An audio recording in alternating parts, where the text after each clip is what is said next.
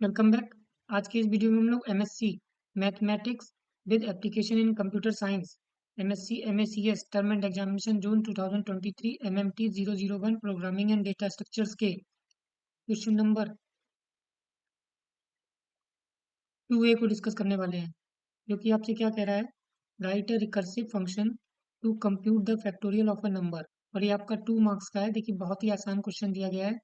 आपको फैक्टोरियल के लिए एक रिकर्सिव फंक्शन लिखना है। तो चलिए इसका प्रोग्राम देखते हैं। सबसे पहले हेडर फाइल इंक्लूड करा लेते हैं,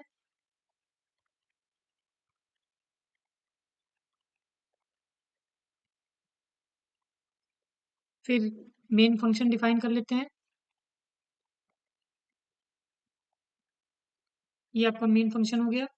अगर आप प्रोटोटाइप नहीं देना चाहते हैं तो आप फैक्टोरियल के फंक्शन को ऊपर ही डिफाइन कर लीजिए। ये जो फंक्शन होगा वो इंटीजर टाइप की वैल्यू रिटर्न करेगा, इसलिए हमने यहाँ पर इंट लिख लिया। फंक्शन का नाम फैक्ट लिख लिया, आप कुछ भी रख सकते हैं। और यहाँ पर और यहाँ पर एक पैरामीटर पास कर देते हैं इंटीजर टाइप का, क्योंकि हम जो भी नंबर पास करेंगे उसका ही फैक्टोरियल फाइंड करके देगा, राइट।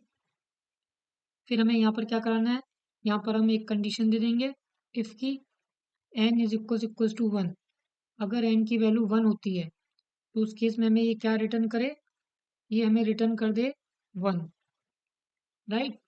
अदरवाइज अगर ऐसा नहीं होता है, एल्स क्या रिटर्न करे, RETURN return n into fact n minus 1, fact n minus 1, right. अभी इसको समझाएंगे कि आखिर ये क्यों कर रहे हैं। पहले हम लोग बाकी का प्रोग्राम बना के आपको आउटपुट दिखा दें, फिर आपको स्टेप बाय स्टेप आपको एक्सप्लेन करेंगे, राइट। तो यहाँ पर हमने एक वेरिएबल ले लिया नम नाम का, जिसमें हम यूज़र से इनपुट लेंगे, और एक रिजल्ट के लिए हमने एफ नाम का वेरिएबल ले लिया, राइट। फिर हम यहाँ पर यूज़र को मैसेज दे देंगे, एंटर अ नंबर।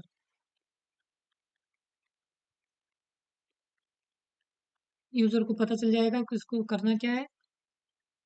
यहीं पर हम \n दे देते हैं ताकि नंबर वो नेक्स्ट लाइन में इनपुट मांगे।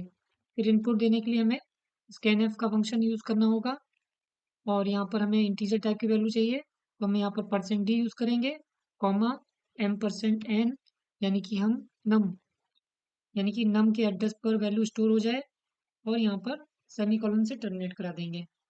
अब जब नम की वैल्यू यूज़र ने इनपुट कर दी, तब हम क्या करेंगे, हम f इज इक्वल्स टू अपने फंक्शन को कॉल करा लेंगे। फंक्शन का नाम फैक्ट है, जिसमें हम नम पास कर देंगे, राइट।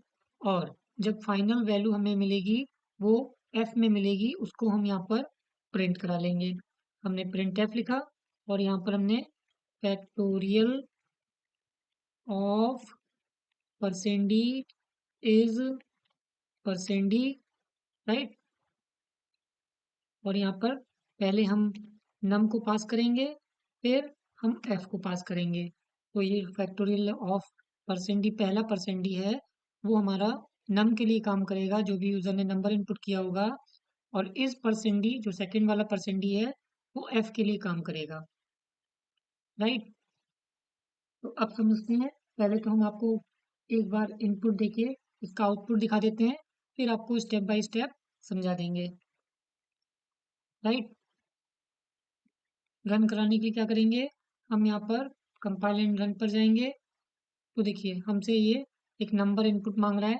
सपोज हमने यहाँ पर 5 दे दिया, तो देखिए फैक्टोरियल ऑफ 5 इज 120।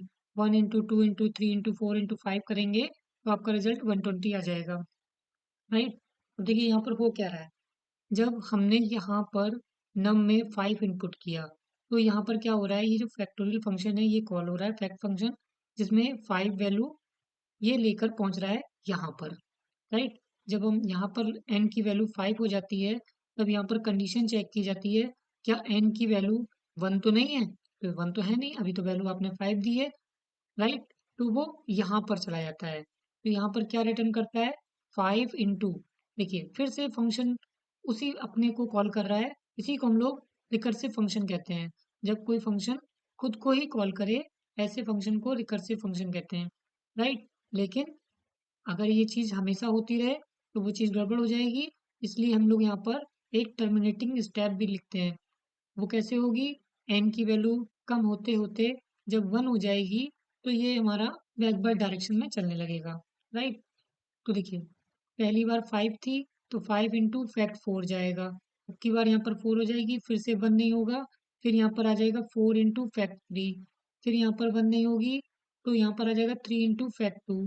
फिर यहाँ पर जाएगा 2 इंटू फैक्ट 1।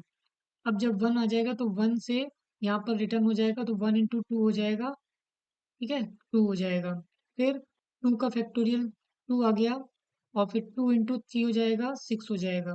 फिर 6 इंटू 4 24, 24 इंटू 5 120। फिर फाइनल रिटर्न करके यहाँ पर पहुँचेगा जो कि एफ की वैल्यू बन जाएगी, और उसको हम यहाँ पर डिस्प्ले करा लेंगे, राइट। तो आई थिंक आपको प्रॉब्लम क्लियर हो गई होगी।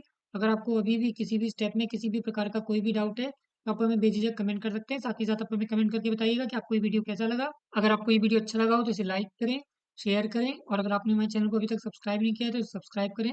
और हाँ, बेल आइकन पे क्लिक करना ना भूलें ताकि आपको नेक्स्ट वीडियो की नोटिफिकेशन सबसे पहले मिल सके। Thank you.